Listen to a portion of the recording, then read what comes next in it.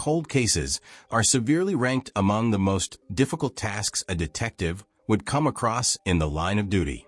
They create families living in suffering, wandering in the dark to find an explanation while the answer feels so distant. Policies feel the heat when the evidence gets cold, and leads are exhausted, resulting in many cases being parked. However, these cases do not escape people's memory. Let us continue with the message. New advancements in identifying forensic technology and undeniable police investigation. And with new public interest, even the most complex cases can be solved at some stage, even when the media turns a blind eye. For example, let us recall the case of a 17-year-old girl killed in Utah. Her murderer was certain that a granite rock he used was not going to leave any trace. But it was not until modern technology of forensics identified the unique characteristics of this weapon. Or an 18-year-old Danish girl who disappeared in North Carolina, and the car left behind had some unknown and perplexing items, raising questions to now nearly more than 17 years. 3 women went missing in Ohio individually before their cases were linked to one of the most disturbing cases of people's captivity.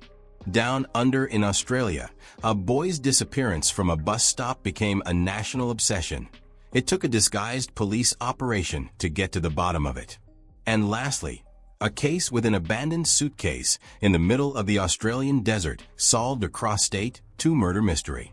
Every case is powerful evidence that crime does not wait for time, and the desire for justice does not disappear with time either.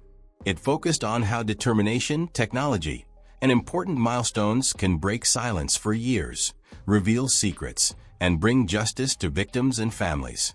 In this video, let's explore 5 of those cases, each demonstrating the discoveries that tipped cold cases in favor of law enforcement. Case 1. The murder of Crystal Beslin Witch. The lifeless body of 17-year-old Crystal Beslin, which was found in Provo River, in Midway, Utah, on the 15th of December in 1995. She was naked when her body was discovered, and her skull had indications of severe head injuries. Officers were able to find out that she had been killed by assaulting her head with a granite rock, which was retrieved at the scene. Crystal had faced a bad life. It was established that she had been raised in a poor background and had resorted to commercial sex work to make a living. She was found murdered and last seen at a motel in Salt City at the time of her death. Informants were able to testify that she had been picked from by a man operating a car, but the details could not be ascertained. At this crime scene, the evidence of a crime was searched for in detail, and everything that could be found at the time was collected. The granite rock that was utilized in the assault was recovered, though the forensic science of the time in the 1990s may well have been quite restrictive. Samples that had rough and porous surfaces, such as stone, were almost very difficult to extract DNA from. That being said, local authorities proved to be incapable of actually arresting a suspect, and hence the case soon went cold. Cops did not give up the chase in the hunt for clues in the many weeks and months after Crystal's lifeless body was found. People were asked questions, and possible associates and customers of Crystal were questioned. However, there were no clues or anything that would directly point to anyone being involved in the crime. The case was especially complicated because Crystal is a homeless woman, and her life can be described as unstable. Due to her constant shuffle between the 2 cities, it was nearly impossible to follow her movements or set down a timeline of events. Also, sex workers suffered a social prejudice regarding victims in their line of work, due to which the police handled cases involving such individuals with less seriousness. This case was never solved for almost 2 decades.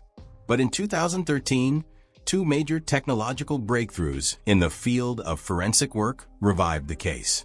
The breakthrough came with the introduction of the MVAC system, a new DNA collection equipment used in the collection of DNA right from the surface, often believed to contain insufficient DNA samples for analysis.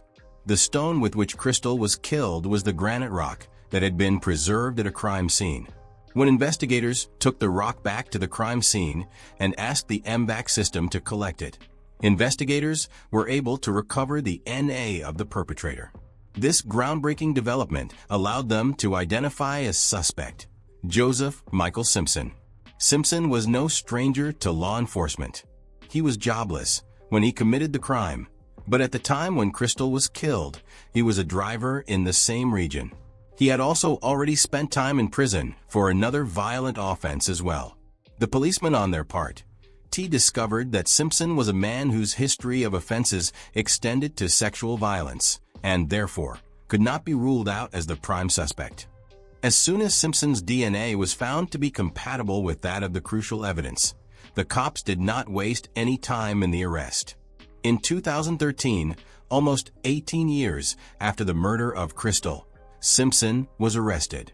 Prosecutors used the forensic data obtained from the granite rock as the key evidence when conducting the trial of this man.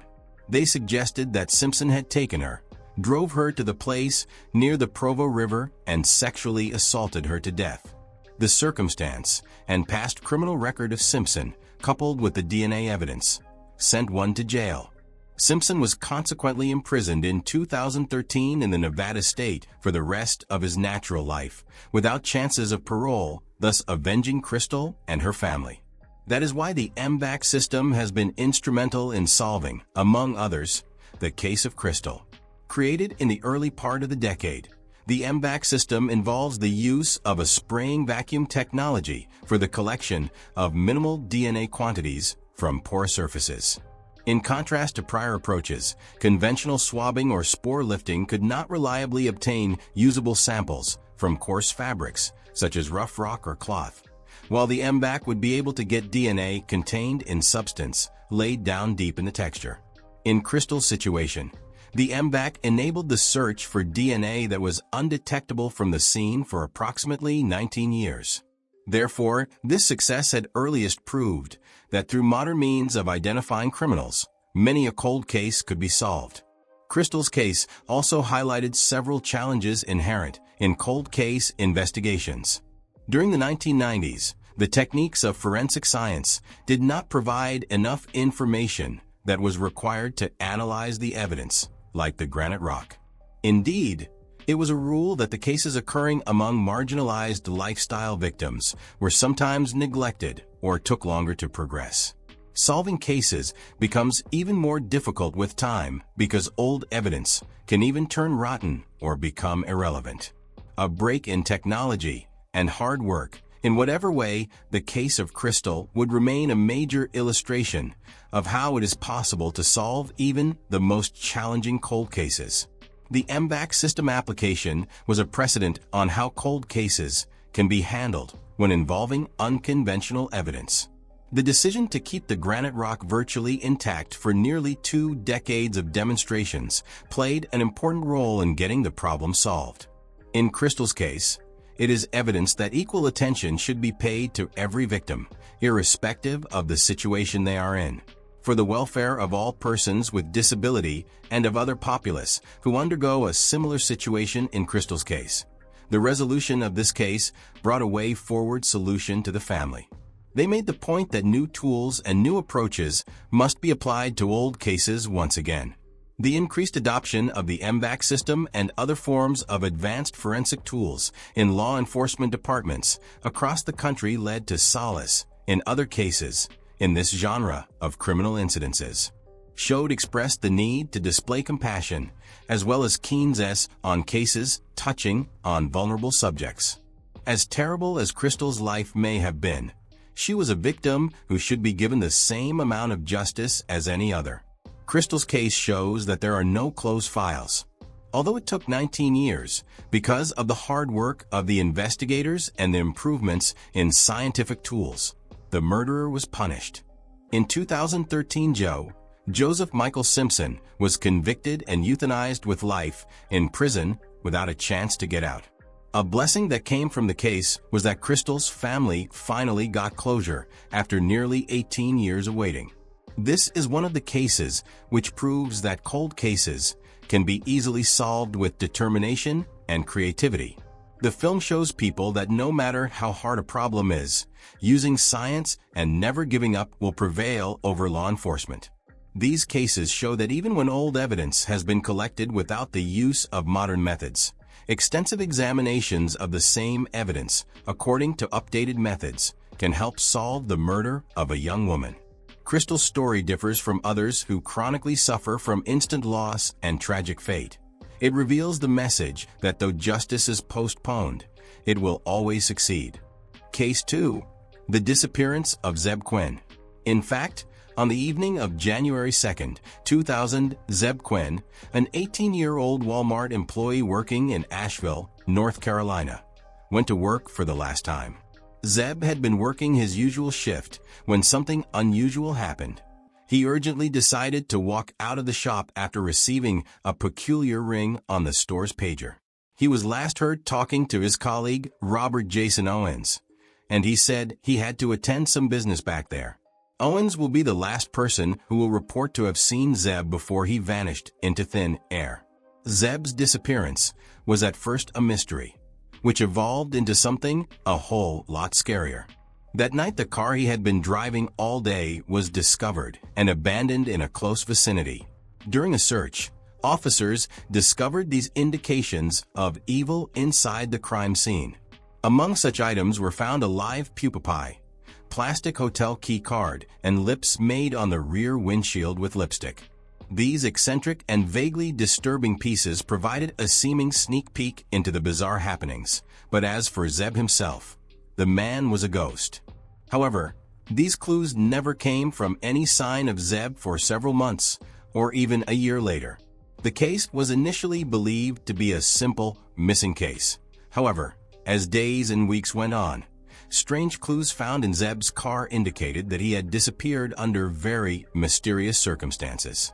Police started getting a feeling that maybe the man did not die of natural cause, and this led to nowhere. The investigation into Zeb's disappearance was another story. However, the police could not assign clear suspects to the case or discover new leads. His family and friends waited grieving for him to come back, or maybe to have received a call that let him go. Days were turning to weeks and weeks to months, and the investigation came to a standstill. The detectives questioned a lot of close associates of Zeb, workers, and friends of the man who had seen him for the last time. The attention was first drawn to other unusual and rhetorical objects that were discovered inside Zeb's car. The puppy was a particularly baffling clue. How did it get in the vehicle, and who placed it there? Was it a signal or a message buried deep? The lipstick marks on the car's rear window increased the haze even further. Just why had someone put lips on the window? Was this a taunt? A symbol? Authorities found out that these were not merely coincidences. They were leading to something far sinister. At the same time, the police continued investigating if there was any more than the working association between Zeb and his coworker, Robert Jason Owens. Owens was the only person who had been with Zeb last, and also the one who reported that Zeb had rushed out of work after receiving the page. Owens said Zeb had claimed he had to leave to attend to something. However, his case did not make much sense to the detectives. No string connected the sender of the page, and there were no reliable items provided by Owens to support the story he was narrating. What little coverage there was of the investigation never dubbed Owens as a possible suspect, even though he was heavily implicated. He was in fact Zeb's colleague and a man who told the police that he was with his friend when he vanished. Although the investigation concentrated on other theories, Owens' story remained one of the few avenues the investigators could follow. For almost 16 and a half years, Zeb Quinn disappeared from the face of the earth, and the police had no idea what had happened to him.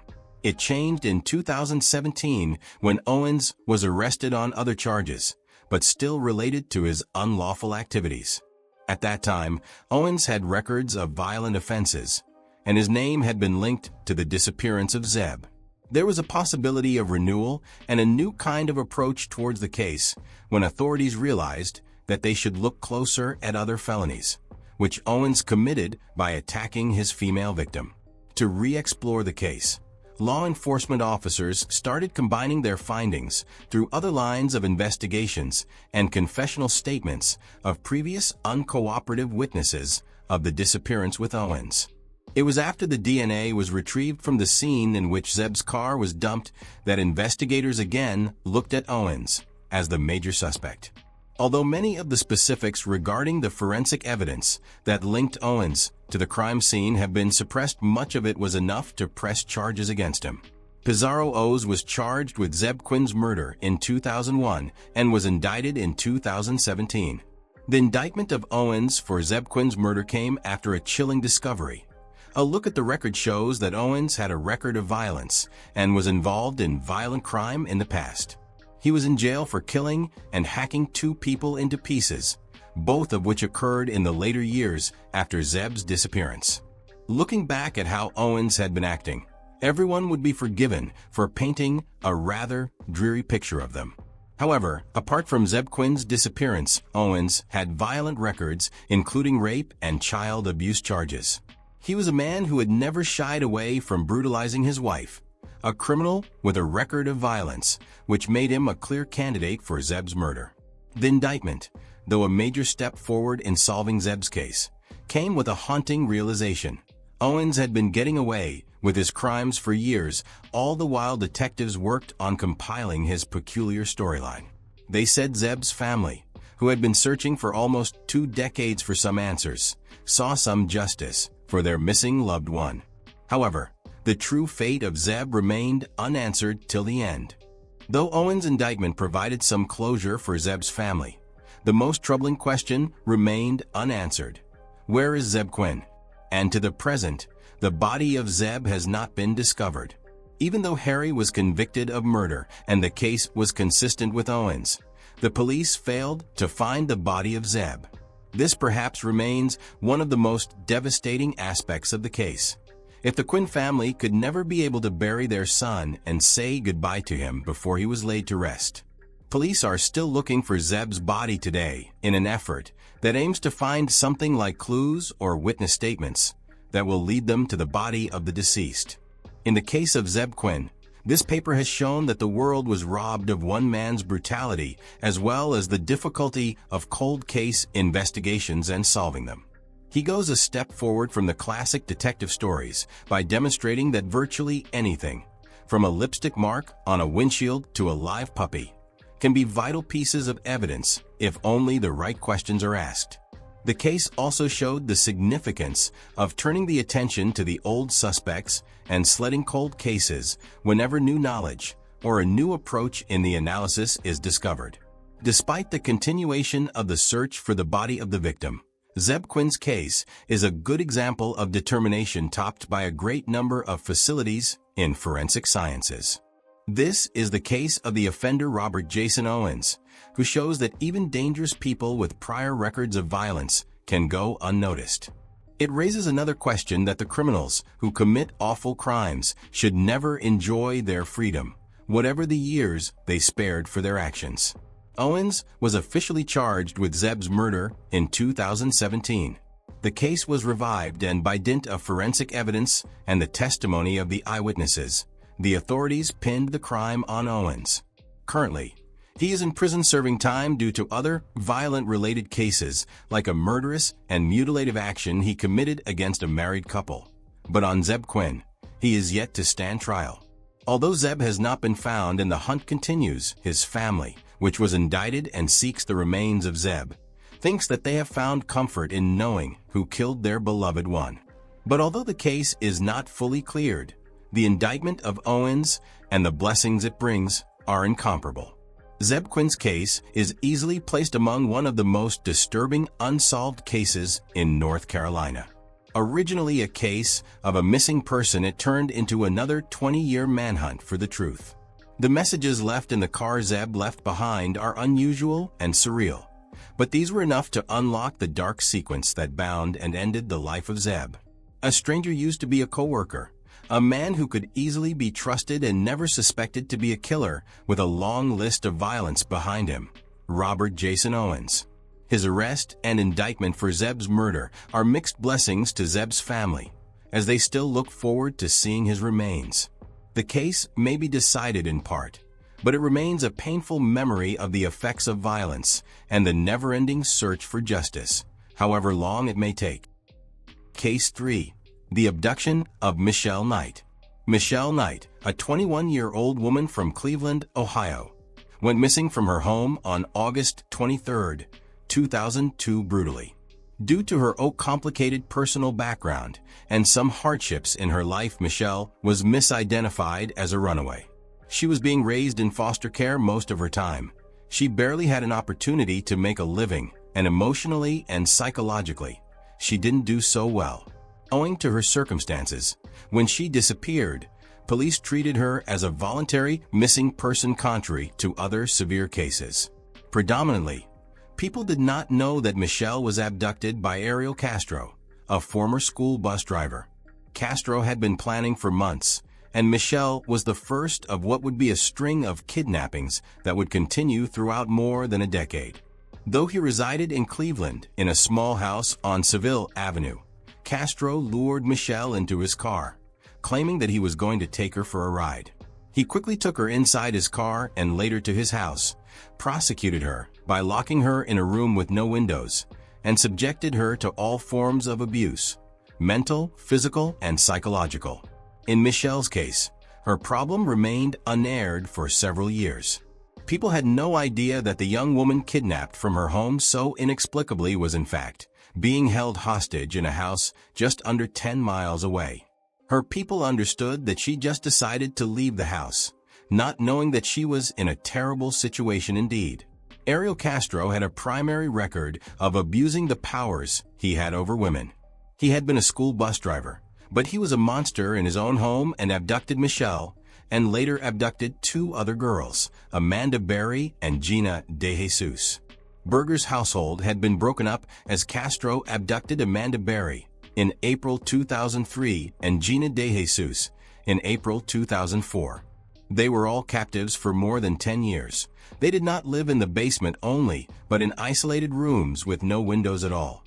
In addition to other forms of torture, they were psychologically and sexually harassed all the time. The era of captivity Michelle suffered was abominable, filled with terrible ordeals, cruelty, torture, subjugation, mistreatment, and violations.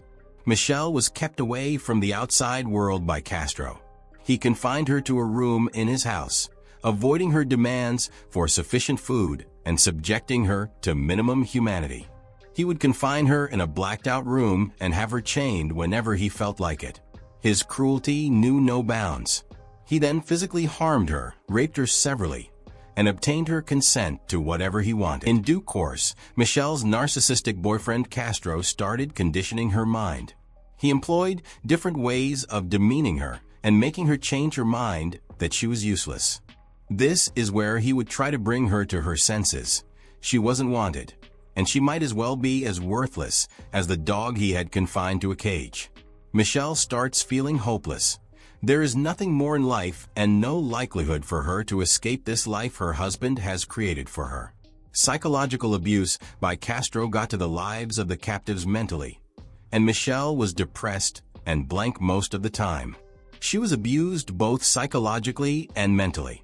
Subsequently, as years went by, Chelsea's captor, continued to get two other youthful women into his home as well.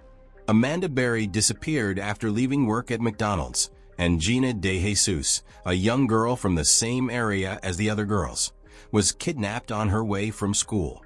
Michelle, Amanda, and Gina, all confined in different rooms with no one to talk to, were always tortured alone, but they sometimes had ways of speaking to each other. Castro ensured they all felt that they had never been alone and that they couldn't escape. These women have been tormented for years. The men have been controlling their emotions and physically. They were not able to use any modern facilities, and they also stepped their feet out of communication with the outside world. Castro used his authority over them to control each phase of their life processes. These women were regimented, and their lives were as fully controlled by Castro as his time allowed. If they did not move as he wished, they would be punished. Nevertheless, Amanda Berry never lost faith, all those years living in seclusion. For instance, the mother of 3 U.S. women held captive for over a decade was invited to escape in May 2013 when Castro momentarily left the house. The door to the home was left open slightly, and Amanda, seeing that she'd made an opportunity of it, escaped. She pointed a shotgun at a door and kicked it in, then dashed for the road. A caller and eyewitness, Charles Ramsey, who was having his dinner, was awakened by her screams for help. He immediately ran to her and joined Amanda in forcing the door open and escaping to safety. A process that started with the revelation of Amanda's tragic story was the end of Ariel Castro.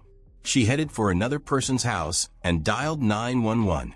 She supplied the dispatcher with the key details necessary for the rescue of Michelle and Gina. When the police got to the scene, they at once had to free both Michelle and Gina from their rooms. Women were released from it after years of captivity. The way Amanda escaped was superb because not only did she rescue herself, but she also gave Michelle and Gina hope. It was important because of her. She bravely put an end to the horrors that all three women endured. To arrest Ariel Castro, the police acted very swiftly. He was consequently faced with a court for kidnapping, rape, aggravated murder, and loss of Michelle's child, as well as other criminal cases. When the women were rescued, police went for the search, demanding the investigation of Ariel Castro's actions. The authorities seized Castro's house, where he imprisoned three women for over a decade, and made them believe that they would never be released. Michelle Knight was the first person to identify herself, and she had been in captivity for almost 11 years. During the investigation, more and more information came to light with regard to how Castro had intentionally and methodically planned and conducted every kidnapping. Castro had been a trusted member of the community, which is why, apart from being a gardener, he was also a school bus driver. It was astonishing for everyone he knew that he had been leading a double life. He managed to operate in society while simultaneously kidnapping three women and imprisoning them in his basement.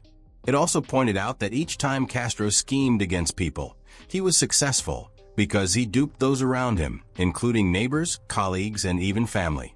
The nature of Ariel Castro's control of the women was not just one of imprisonment, but one that oxygenates them and thus suffocates their spirits, too. He used a combination of psychological abuse, physical abuse, and emotional abuse to ensure that he dominated every sector of the couple's life. All three women, Michelle, Amanda, and Gina, were physically and emotionally affected. Ariel Castro did a lot more than just confining his victims physically. He then tricked his victims into thinking that they were never going to leave alive. Of course, I told them that no one was searching for them, that they were good for nothing. His psychological abuse was as bad as the physical one, and this was a reason for such feelings as isolation and hopelessness in the women. Michelle Knight was at first taken as a runaway case, and this classification made her disappearance not be given much attention at first. This mistake was a major disadvantage because Michelle did not receive the attention she required then, and Castro was allowed to continue with his wrongdoings. The case underlines the risks of assuming the alternative that one would prefer to be if missing, and again, the necessity to respond adequately to each such case. Despite this much cruelty, Michelle, Lou Amon, and Gina did survive. This is probably true because these narrators' humanity denies that any wrong occurred despite being in the worst circumstances that one could imagine.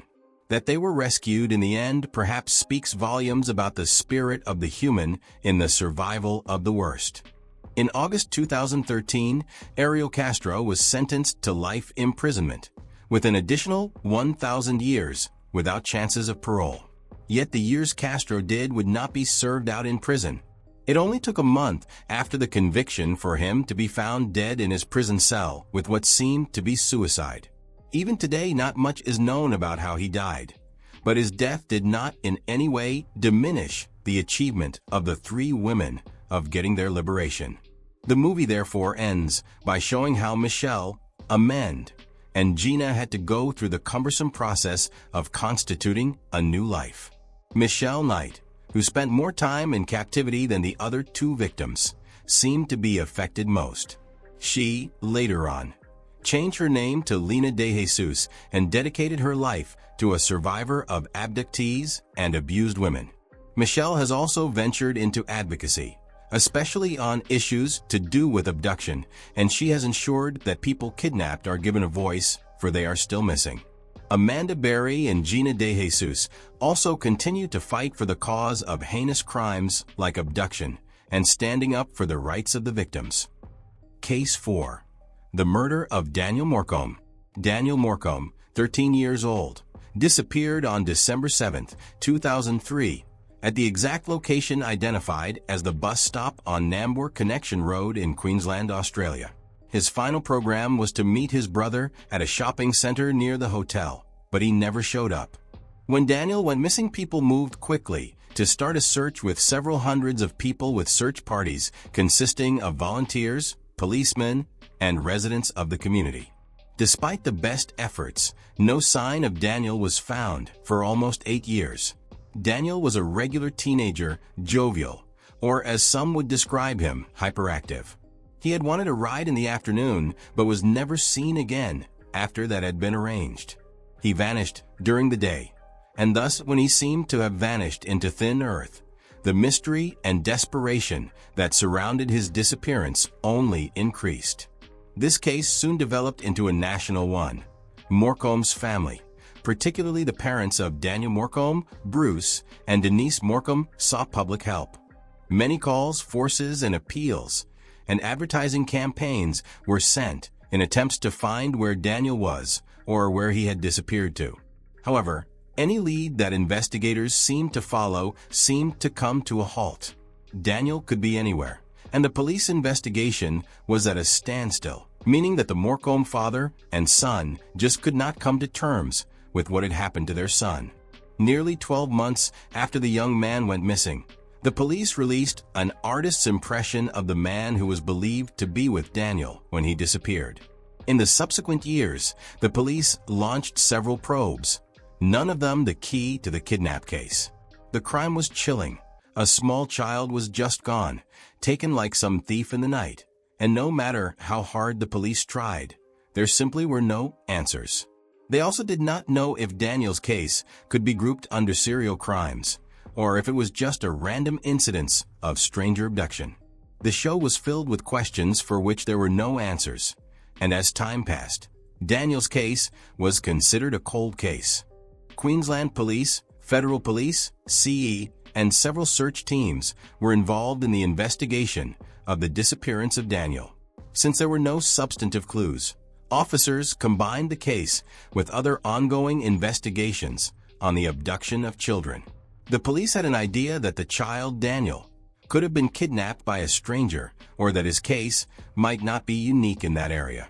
Finally, in 2008, authorities got a lead on a suspect in the case, although it would be a few years before the case would start to progress. The police hence, after years of relentless surveillance, settled on Brett Peter Cowan, who was an evil man with a past that involved sexually related offenses. Cowan was an associate of the police, though the breakthrough that would, in the long run, solve the case was not the confession or the DNA samples. However, it would be done so in the most spectacular and bungle-offed way possible through what is known as the Mr. Big Vehicle Sting operation to compel the Croatian to give details of the appalling brutalities that he had committed. By 2011, whereas Daniel's case still remains inconclusive, the police had already spent several years investigating Brett Cowan. Cowan was once arrested on another charge and was in jail when the incident happened. Although Cowan was one of the chief suspects of abducting Daniel, he had always denied ever having something to do with his disappearance. But the police understood that they should have something more tangible to arrest him for the kidnapping and murder of Daniel. Introducing the so-called Mr. Big technique, which can, in some cases, be sure effective in law enforcement. In this operation, police officers act as agents of crime through the pretense of membership in a criminal group. In this case, Cowan was planning with two undercover policemen who came to present themselves as people who wanted to use his services in a group of criminals. They liked to begin a rapport with Cowan and thereby depict the appearances of allegiance. In the course, Cowan joined their operations, as he assumed they were embracing him in a potent criminal fraternity. Considering the rationale of the Mr. Big technique, the suspect must be nurtured to gain his trust and confidence for quite a long time. The undercover officers offer Cowan chances to engage in unlawful behavior. Thereby, they render him defenseless to admit his offenses. By slowly gaining Cowan's trust through months of preparing him for a lie detector test, Morris took him through hell to the degree that he had to admit to abducting and murdering Daniel Morcombe. It wasn't until August 13, 2011, when Cowan told police that he did abduct Daniel on the very day he went missing and took him to a nearby area before killing him. He took the police to where he said the rest of Daniel was buried in the bush, and this proved crucial since his body had been mutilated, thus supporting his confession. The remains were determined to be of Daniel Morcombe, who finally gave his family a place to lay him to rest after years of hope and lost hope. This happened after Cowan had confessed to the offense, murder, abduction, as well as indecent treatment of children below the age of 16. His trial was conducted in 2014, 10 years after the abduction of Daniel.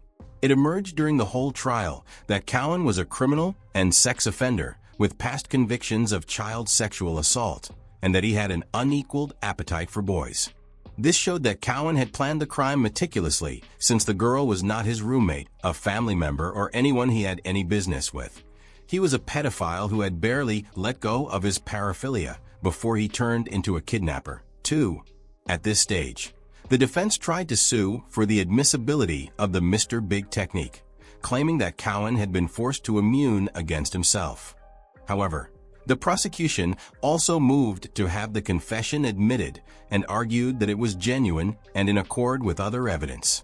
This is true because Cowan, having made the initial confession, forensic evidence, and the recovery of Daniel's remains supported his statement. The police also noted that Cowan knew where Daniel's remains were found to be even if he was not a suspect. Hence, he could not have known the place. The prosecution had stacked its case against Cowan, and in 2014, he was found guilty of murder and was excoriated to life imprisonment without the possibility of parole. Thus, for the more than 10 years for which the family of Daniel had gotten justice, with this conviction, the suffering that they had gone through could not be fully healed. Mr. Big's technique played a big role in obtaining a confession from the accused person, in this case, Daniel Morcombe. The technique has been applied in several big coupled cases, but it has been an issue of controversy because there are high tendencies of entrapping people. Its opponents claim that it can produce miscarriages of justice by pushing suspects into false confessions, while the advocates set the tremendous importance of this technique, especially in such situations when all other techniques fail. In this case, it was the decisive factor of the most tragic and mysterious of the cases of child abductions in Australia. The case of Daniel raised a lot of concern in the public, resulting in the fuming of public outcry concerning child abuse. The Daniel Morcombe Foundation was set up by his parents, Bruce and Denise Morcombe, to educate children that those vulnerable to abduction are an important cause when he was abducted and murdered. The foundation has managed to educate people on issues such as stranger danger, issues related to the use of the internet, as well as the need to educate children on how to fend for themselves. It has also emerged as an effective means through which Australian children are taught how to behave securely in a world that is more often than not regarded as anatogynous. The mystery of the missing people was well brought out in Daniel's case, especially for children. Some of these wrong incidents are: failure to consider abduction at the onset of the investigation could have slowed down the urgency for pursuing the correct leads. Nevertheless, the disappearance of Daniel resulted in positive change in addressing such cases in Australia by giving it consideration on the priority list and investigating similar cases as possible criminal acts. Despite the grim outcome of Daniel Morcombe's case, a lot of positive changes regarding the handling of missing children cases have happened in Australia. The Mr. Big operation, as much as it was regarded as Pan Am 111, staged a major shift in police investigations with the culmination of Brett Peter Cowan's, more so with the findings of his remains of Daniel. For Bruce and Denise Morcom, their devastating tragedy has had a positive and enduring dent on the safety and protection of children across Australia. Through the Daniel Morcom Foundation, both Mark and Brett have given their time to save lives, and the strength needed to achieve justice for their son is certainly inspiring to those who go through the same tragedies. The Morcom family has remained engaged in child safety, and its cause has been brought to life after a heinous crime. Even though nothing can count for Daniel anymore, the Walksissons continue to fight to make sure that other people's children, brides, RS, and wives do not suffer the same fate as their beloved son. Case 5. The murders of Carly Pierce Stevenson and Candace Pierce. One of the most shocking cases of missing persons is Carly Pierce Stevenson and her little daughter Candace, who was first missing in 2008 in Alice Springs, a town in the center of the Northern Territory of Australia. During that time, Carly was only 20 years old, for the record, while Candace was a 2-year-old who had not even realized fully that she lived in a world. It was such a tragedy that the two left suddenly, and their abductor remains unknown to this day, their case being a horrific mystery that took several years before its solving. Carly and her daughter had been missing since October 2008, when their friends and family filed for their disappearance. They would almost get lost in thin air without any trace, and the little souvenirs that were left behind could not give a clear account of what went down.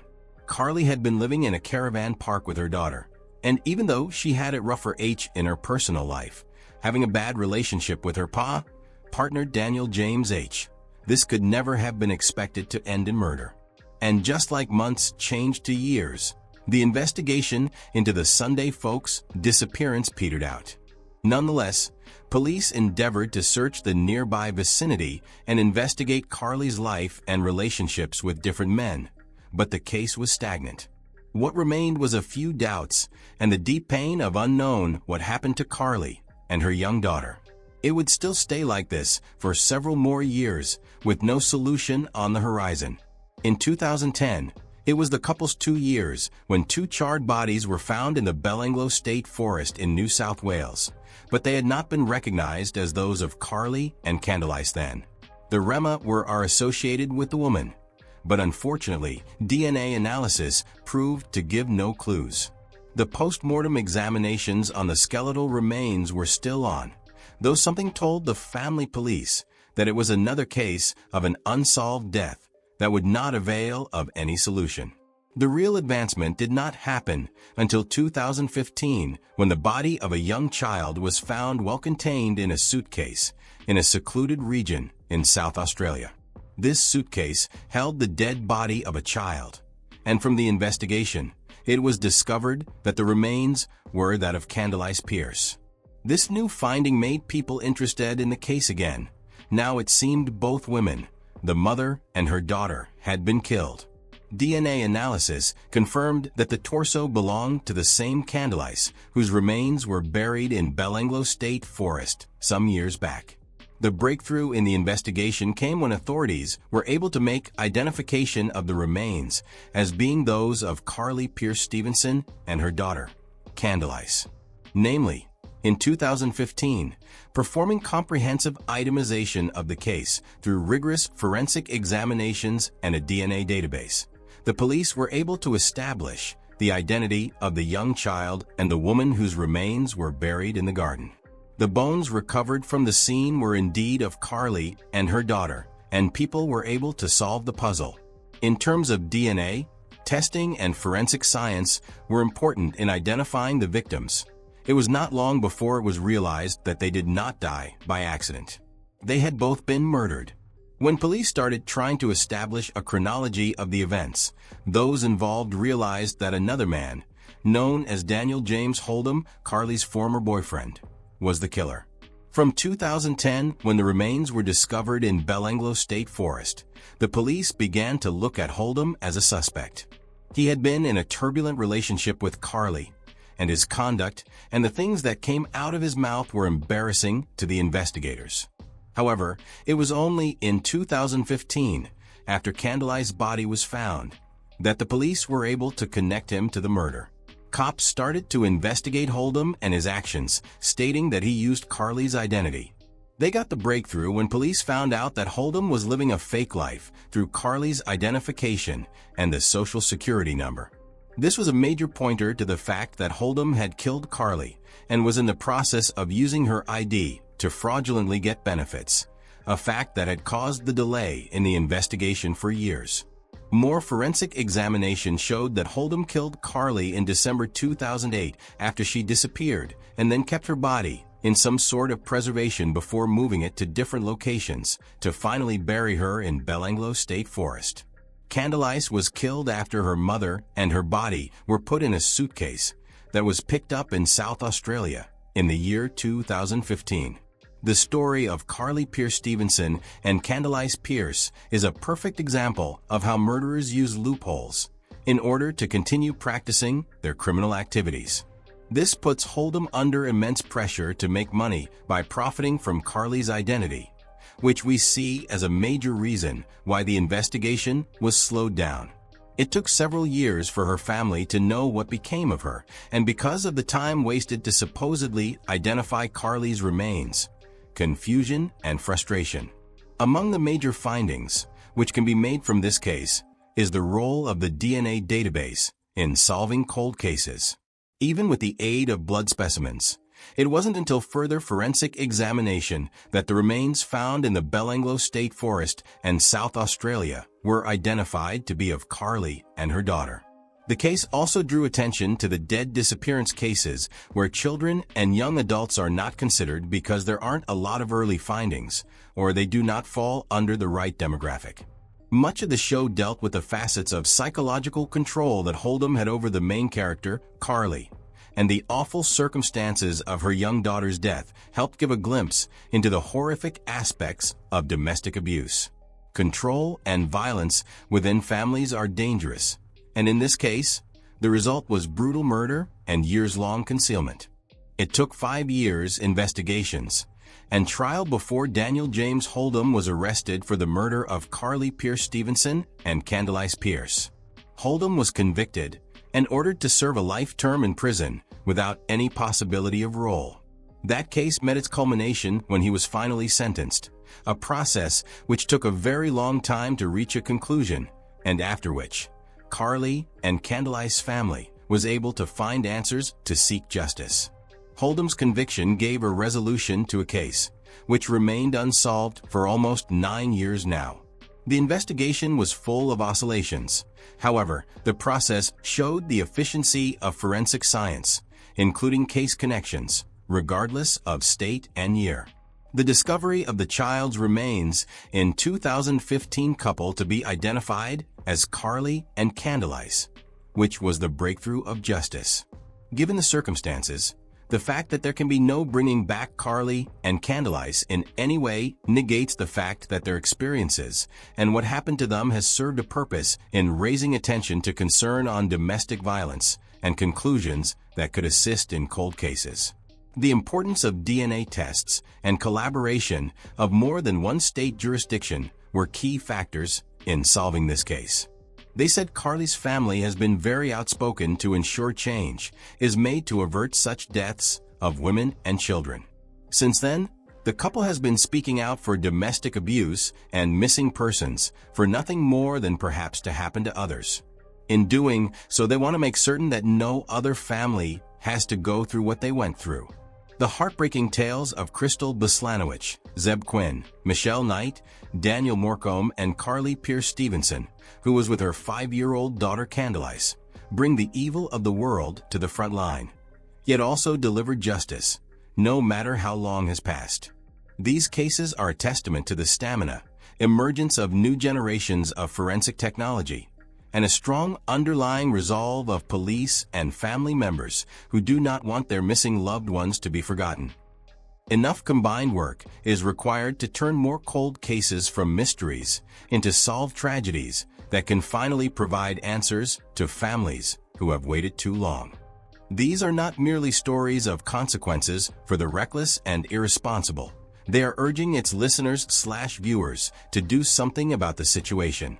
They compel us to continue to fund ongoing investigations into cold cases, to look for improvements in the crime labs, and to demand changes in the way police departments and other agencies deal with missing and unidentified individuals and unsolved crimes.